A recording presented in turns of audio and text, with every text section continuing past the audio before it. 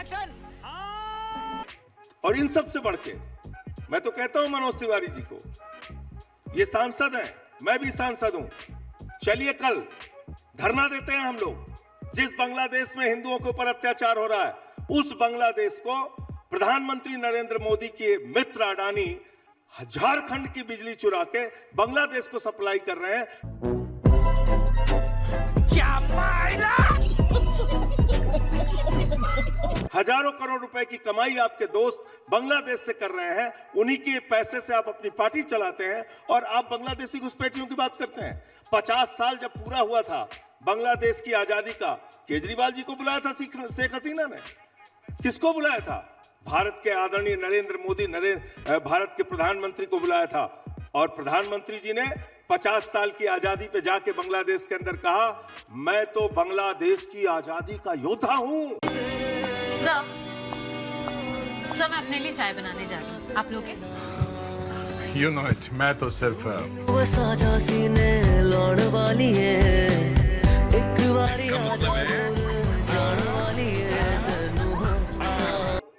मैं जेल गया हूं बांग्लादेश को आजाद कराने के लिए।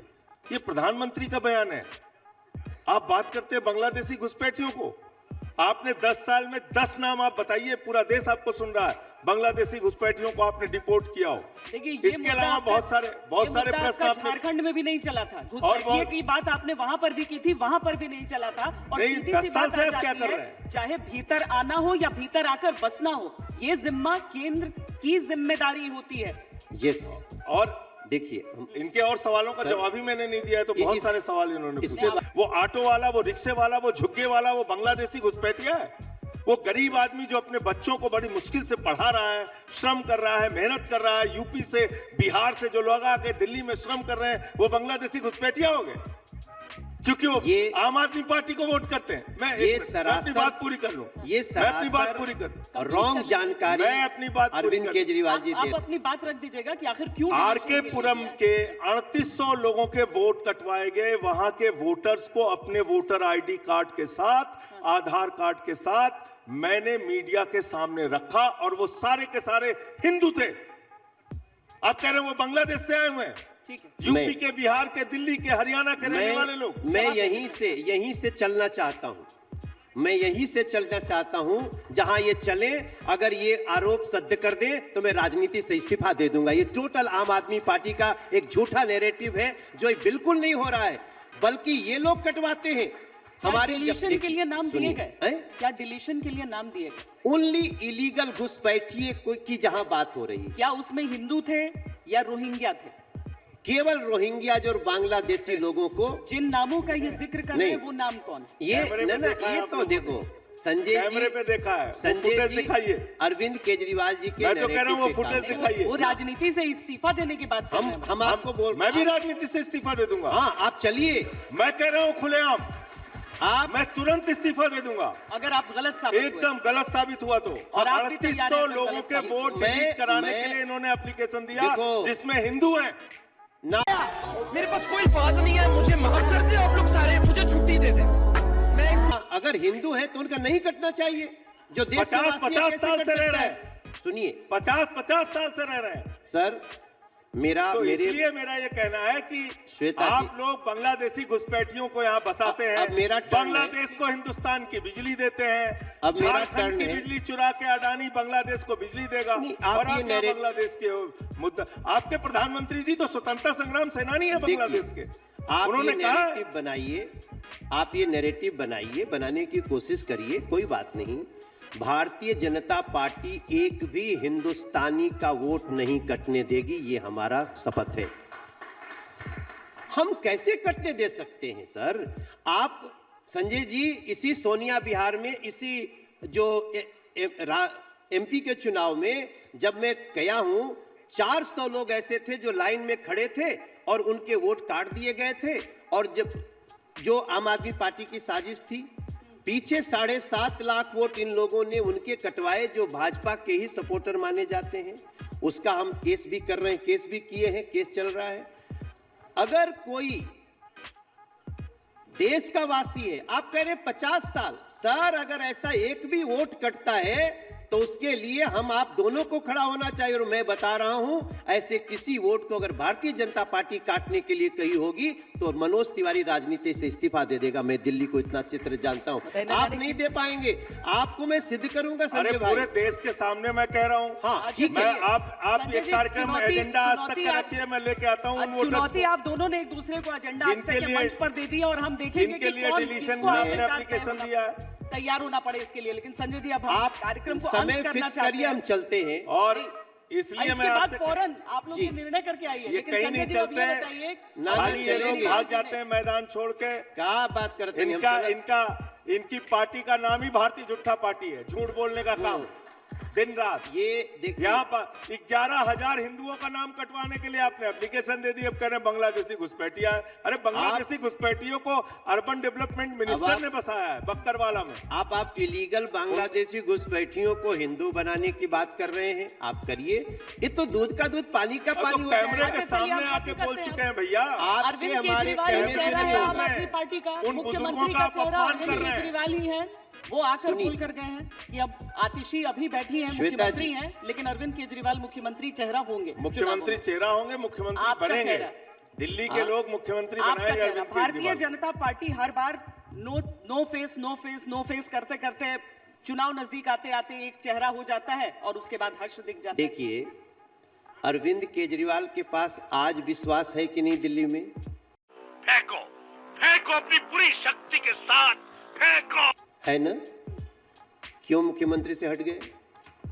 और ऐसा क्या हो जाएगा 2 महीने बाद जो वो फिर से बन सकते हैं? हमें कोई बता दे, संजय जी बताएं। अरे अरविंद केजरीवाल जी को सुप्रीम कोर्ट ने अयोग्य घोषित कर दिया है मुख्यमंत्री पद पे बैठने के लिए। फिर एक झूठ, आपका चेहरा। फिर एक झूठ। अरे भैया, अगर झूठ है तो वो बैठे ना। रात में सोते समय भी आप लोग झूठ बोलते हैं। आप संजय जी, आप बताइए पूरे Let देश me को। श्वेता complete. जी, वो तो एक पार्टी के साथ मैं है। आपके बीच में नहीं आप बोल रहा बताइए हूं। पूरे देश। हाँ, मैं आपके बीच में नहीं बोल रहा हूं, मुझे बोलने दीजिए। अरविंद केजरीवाल के पास आज भी विधायकों की पूरी संख्या है। वो बार बार कहते थे हम इस्तीफा नहीं देंगे, फिर अचानक उनको आतिशी जी को क्यों बनाना पड़ा? ये सवाल साफ साफ कहता है कि आपको सुप्रीम कोर्ट ने कहा कि आप मुख्यमंत्री ऑफिस नहीं जा सकते, आप मुख्यमंत्री की फाइल नहीं मंगा सकते, साइन नहीं कर सकते, तो कौने बात के मुख्यमंत्री? तो जिन कारणों पे उनकी मुख्यमंत्री की शक्ति छीनी गई, क्या वो 2 महीने बाद खत्म हो जाएगी? सुप्रीम कोर्ट ने कहा है क्या कि चुनाव के बाद आपको फिर से बिठाया जाएगा? जब तक उस केस में जिसमें ये शराब घोटाले में लिप्त हैं, जब तक उस केस का फैसला नहीं होगा। अयोग्य नहीं, अभी बंदिशें हैं। वीडियो अच्छी लगती है उसको लाइक करें। अगर आप भी गोदी मीडिया का विरोध करते हैं तो हमारे चैनल YST न्यूज को अभी सब्सक्राइब करें। दूसरी बात, रही बात अरविंद केजरीवाल एक चेहरा थे आम आदमी पार्टी के, क्या दिया दिल्ली को? बहुत बढ़िया चेहरा थे। क्या मिली है दिल्ली को? दिल्ली के DTC खत्म। अगर प्रधानमंत्री जी ने वो 2000 बसें नहीं दी होती ना बात का संजय जवाब भाई, दे दे, नहीं तो फिर रुक समय रह इतना ही है, जाएगी। जल्दी से जवाब इनकी दे। बात का जवाब दे दें। अगर जल्दी से मनोज जी, अगर नरेंद्र मोदी जी ने वो 2000 बसें नहीं दी होती तो आज दिल्ली के लोगों को बसों में बैठना भी मुश्किल होता। इतना बड़ा चेहरा दिया, पहली बात, लेकिन उन्होंने दिल्ली को धोखा दिया। 2.5 लाख करोड़ रुपए दिल्ली के लोग, आप भी अगर दिल्ली में रहती हैं, 2.5 लाख करोड़ रुपए केंद्र सरकार के खाते में दिल्ली के लोग टैक्स देते हैं। बदले में जानते हैं कितना मिलता हमें? 325 करोड़ रुपए।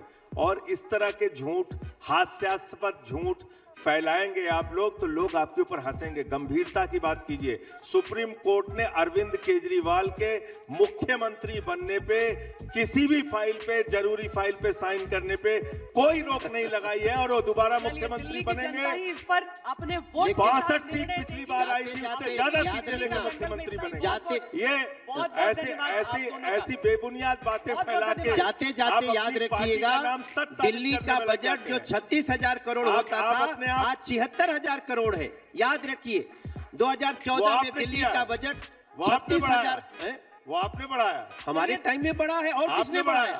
क्या आप केंद्र सरकार कितना पैसा देती है दिल्ली को, बताइए आप। चलिए आगे का निर्णय रुको जरा, एक पति भी मिलेगा क्या? पति नहीं रखते हम लोग, सस्ते चीज नहीं रखते। देख लो भाई, इमोशनल भाई एवरीबडी सेविंग इन विपक्ष में वीडियो को पूरा देखकर जाइए। अभी आगे संजय सिंह रिंकिया के पापा ही खूब धज्जियां उड़ाने वाले हैं, इनके झूठ का पर्दाफाश करने वाले हैं लाइव डिबेट के अंदर। तो वीडियो देखिए। इलीगल घुसपैठियों को उनका वोट, फर्जी वोट कटना चाहिए और उनको डिपोर्ट किया जाना चाहिए। एक बार आप कह दीजिए। अरे भैया पता, एक मिनट, पता खुलेआम यूडी मिनिस्टर ने दिया है, बक्कर वाला ईडब्ल्यूएस कॉलोनी में आपके मंत्री ने बसाया है। आप जाइए वहां पे, आप जाके मिलिए वो बांग्लादेशी घुसपैठियों को जिन्होंने ये जो बात कह रहे हैं संजय भाई, एक सेकेंड। संजय जी जो कहे कि हरदीप पुरी जी का ट्वीट देखो, रिफ्यूजी और इलीगल घुसपैठियों को ही एक कर देते हैं।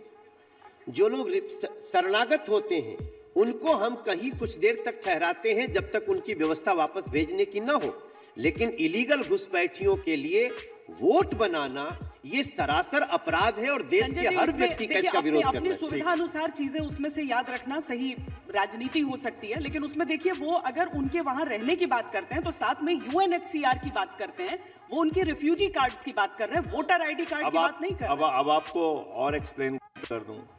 पहली बात तो दिल्ली के अंदर 11,000 शहादरा में डिलीशन के लिए एप्लीकेशन दी गई, वो लोग भारतीय जनता पार्टी के। तुगलकाबाद में 3,000 लोगों के वोट डिलीट करने के लिए एप्लीकेशन दी गई, वो भारतीय जनता पार्टी के। अलग आरके पुरम में मैंने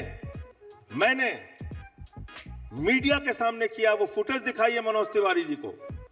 किसी का नाम रामजस है, किसी का नाम सीता देवी है, किसी का नाम कुछ है। 50-50 साल से आरके पुरम में रह रहे हैं। 3800 वोट वहां से कटवाने के लिए, डिलीट कराने के लिए भारतीय जनता पार्टी के लोगों ने एप्लीकेशन दी। आप कह रहे हैं वो रामजस जो 50 साल से रह रहा है वो बांग्लादेशी घुसपैठिया है। करते हैं। पहला जो मुद्दा वो उठा रहे हैं वो केजरीवाल की अर्थव्यवस्था, जिसका आप डंका बजा रहे हैं, कह रहे हैं देखो केजरीवाल की अर्थव्यवस्था। अब फ्री वाली चीजें, उसमें मैं आपकी ही सरकार का, अपने फाइनेंस डिपार्टमेंट का कुछ ऑब्जर्वेशन बताना चाहती हूं, जो आपने भी देखा है, जिसपे केजरीवाल जी ने कहा है कि मैं तो जादूगर हूं, मैं कर देता हूं। पहले ही जो सब्सिडीज की वजह से जो 15% टोटल बजट का था वो 20% जाने की बात है। दूसरा, 10,000 करोड़ रुपए नेशनल स्मॉल सेविंग फंड से उधार लेने की अतिरिक्त बात हो रही है ताकि मौजूदा वित्त वर्ष का काम उससे चल पाए। दिल्ली जल बोर्ड जो है वो 2021-22 में उसका 1 लाख, मतलब यहां पर मुझे जीरो वाली चीज देखनी पड़ेगी, अब 1,196 करोड़ लगभग, और 247.6% बढ़त जो है लॉस, इसमें 344 करोड़ का 2019-20 से अगर हम तुलना करते हैं तो नजर आता है। तो ये भरपाई हो कैसे रही है? जादू की छड़ी है। थोड़ा सा मैं करेक्ट कर दूं संजय भाई, 2013 में जल बोर्ड 600 करोड़ के फायदे में था, आज 73,000 करोड़ के घाटे में, कर्ज में। चलिए, ये कुछ भी आंकड़ा बोल सकते हैं, स्वतंत्र हैं, और इनकी पार्टी के बारे में लोग जानते भी हैं कि हमारे भारत के प्रधानमंत्री नाली के गैस से चाय बनाने का हुनर रखते हैं, तो कुछ भी कह सकते हैं, मैं उसके ऊपर टिप्पणी नहीं करूंगा। मैं आता हूं अंतिम बात से इनके। इन्होंने कहा बांग्लादेशी रोहिंग्यास को केजरीवाल जी उनका वोट बनवाना चाहते हैं। श्वेता जी, ये भारत की संसद के सदस्य हैं और आप एक इतनी वरिष्ठ पत्रकार हैं, मुझे बताइए 10 साल से हिंदुस्तान में क्या ट्रंप का शासन है, बराक ओबामा का शासन है, क्या यहां बाइडेन का राज चल रहा है? 10 साल से देश का गृह मंत्री कौन है? अमित शाह जी।